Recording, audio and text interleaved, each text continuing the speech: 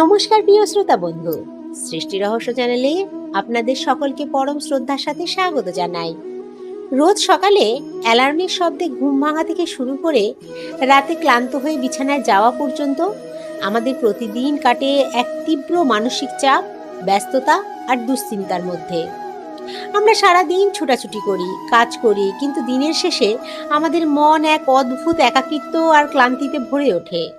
আমাদের মনে হয় জীবনটা যেন একটা যান্ত্রিক রুটিন হয়ে গেছে, যেখানে শান্তি বলে কিছু নেই। কিন্তু আপনি কি জানেন, আজ থেকে 5000 বছর আগে ভগবান শ্রীকৃষ্ণ অর্জুনকে যে পরম জ্ঞান দিয়েছিলেন তা কেবল যুদ্ধের ময়দানের জন্য ছিল না। গীতা হলো আসলে মানুষের প্রতিদিনের জীবনকে সুন্দর, সুশৃঙ্খল এবং শান্তিময় করে তোলার এক অনন্য লাইফস্টাইল বা জীবন বিজ্ঞান। আজ আমরা এই ভিডিওর মাধ্যমে জানবো কিভাবে গীতার বাণীকে আমাদের প্রতিদিনের সকাল, দুপুর, বিকেল আর রাতের অভ্যাসে রূপ দেওয়া যায়, যা আপনার অবচেতন মনকে দেবে এক অলৌকিক আত্মবিশ্বাস। আসুন সবাই মিলে পরম শ্রদ্ধায় এক সুরে বলি রাধা রাধা। শ্রোতা বন্ধু, আমাদের সারাদিন কেমন কাটবে তা নির্ভর করে আমরা আমাদের সকালটা কিভাবে শুরু করছি তার ওপর। আজকের যুগে আমাদের সকাল শুরু হয় মোবাইলের নোটিফিকেশন, সোশ্যাল মিডিয়ার রিলস বা দুনিয়ার যত নেতিবাচক খবর দেখে। এর ফলে সকাল সকালই আমাদের অবচেতন মনে ভীতি আর অশান্তির বীজ রোপণ হয়ে যায়। কিন্তু শ্রীমদ্ ভাগবত গীতা আমাদের সকালের এক সম্পূর্ণ ভিন্ন বিজ্ঞান শেখায়। গীতায় বলা হয়েছে, প্রতিদিন সকালে কিছুটা সময় একা শান্ত হয়ে বসুন। ভোরবেলা বা ব্রহ্ম মুহূর্তে যখন আপনি ঘুম থেকে ওঠেন, তখন আপনার মন থাকে সবচেয়ে পবিত্র। এই সময় অন্তত 10 থেকে 15 মিনিট চোখ বন্ধ করে ধ্যান করুন, নিজের শ্বাস প্রশ্বাসের গতিকে অনুভব করুন এবং আপনার ভেতরে সেই পরম পবিত্র গার্ডিয়ান সোলকে স্মরণ করুন। শ্রীকৃষ্ণকে মনে মনে বলুন, প্রভু, আজকের এই নতুন দিনটি তোমার উপহার। আজ আমি যা করব তা তোমাকেই উৎসর্গ করব। এই একটি অভ্যাস আপনার ভেতরের আত্মবিশ্বাসকে সারা দিনের জন্য বহু গুণ বাড়িয়ে দেবে। এরপর আসে আমাদের কাজের সময় এবং দুপুরের খাওয়া দাওয়ার পর্ব। আমরা অনেকেই কাজের জায়গায় চরম খিটখিটে হয়ে পড়ি, সহকর্মীদের উপর রাগ করি বা অতিরিক্ত কাজের চাপে নিজের শরীরকে অবহেলা করি। এ বিষয়ে গীতার 6ষ্ঠ অধ্যায়ে বলা হয়েছে, যার আহার এবং বিহার পরিমিত, যার সমস্ত কর্ম এবং প্রচেষ্টা সুশৃঙ্খল এবং যার ঘুম ও জেগে থাকা নিয়মের মধ্যে, তার সমস্ত দুঃখ এই জীবনযাপনের মাধ্যমেই দূর হয়ে যায়।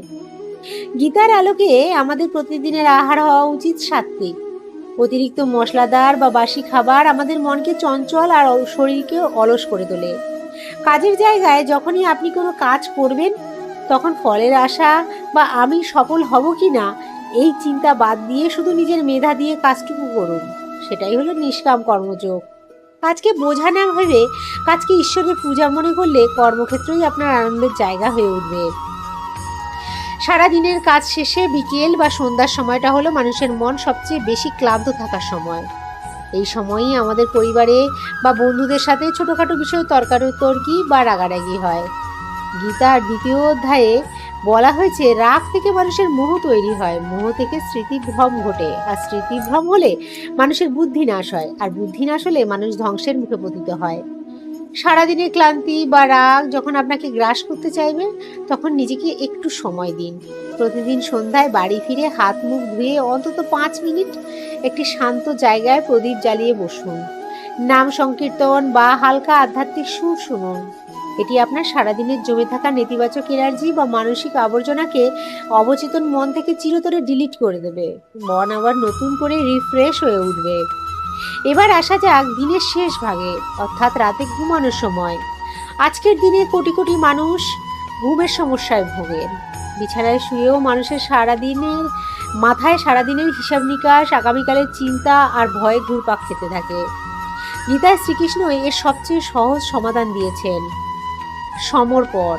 রাতে ঘুমানোর আগে নিজের হাত দুটি জোর করে ঈশ্বরের চরণে সারাদিনের সমস্ত ভালো মন্দ, লাভ ক্ষতি সঁপে দিন।